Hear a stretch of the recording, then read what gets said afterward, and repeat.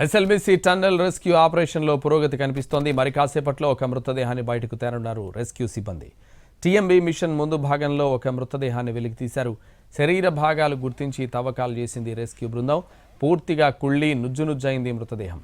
మరి కాసేపట్లో టన్నెల్ బయటకు మృతదేహాన్ని తీసుకురానున్నారు.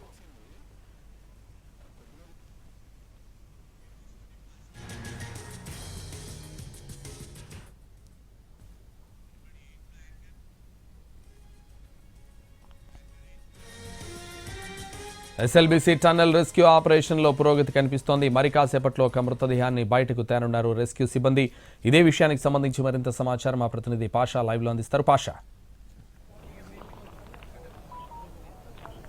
సంతోష్, ఎస్ఎల్బీసీ టన్నెల్లో 0 పాయింట్ వద్ద వెలికి తీసినటువంటి మృతదేహాన్ని మరి కాసేపట్లో టన్నెల్ బయటికి తీసుకురానున్నాయి రెస్క్యూ బృందాలు. ఇప్పటికే మృతదేహాన్ని లోపల ప్యాక్ చేసి లోకో ట్రైన్లో ఎక్కించారు. మరో 30 నిమిషాల్లో టన్నెల్ బయటికి లోకో ట్రైన్ వస్తుంది. వచ్చిన తర్వాత మృతదేహాన్ని నాగర్ కర్నూలు ప్రభుత్వ ఆసుపత్రికి తీసుకెళ్లే అవకాశం ఉన్నట్లుగా తెలుస్తా ఉంది. ఇప్పటికే టన్నెల్ వద్దకి 2 పార్థివ దేహాలను తరలించేటువంటి అంబులెన్స్ ను తరలించారు. వారితో పాటు కొంతమంది వైద్యులు కూడా టన్నెల్ లోపలికి వెళ్లేటువంటి సిచ్యువేషన్ మనకు కనిపిస్తా ఉంది. మరోపక్క లోపట ప్రమాదం ఎక్కడైతే జరిగిందో, ఎక్కడైతే మృతదేహాన్ని వెలికి తీశారో అదే ప్రాంతంలో శవ పంచనామా కూడా పోలీసులు నిర్వహించినట్లుగా తెలుస్తా ఉంది. అయితే ప్రస్తుతము టన్నెల్ వద్ద పూర్తి ఆంక్షలు కొనసాగుతున్నాయి.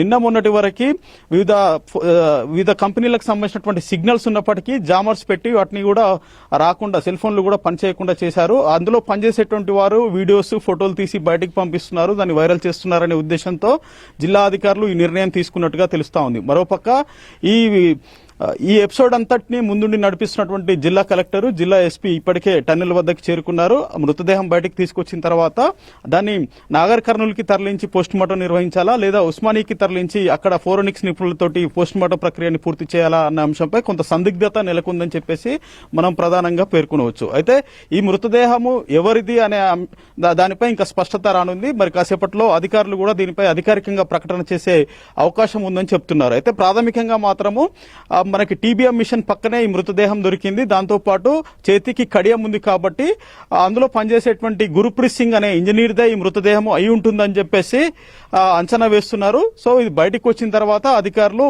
వారి బంధువులతో మాట్లాడి ఆనవాళ్ళని గుర్తించి వారి కుటుంబ సభ్యులకి పోస్ట్ మార్టం తర్వాత మృతదేహాన్ని వారి స్వగ్రామాలకు తరలించే ప్రక్రియను కూడా చేపట్టే అవకాశం ఉన్నట్లుగా మనకు తెలుస్తా ఉంది. Santosh, thank you Pasha.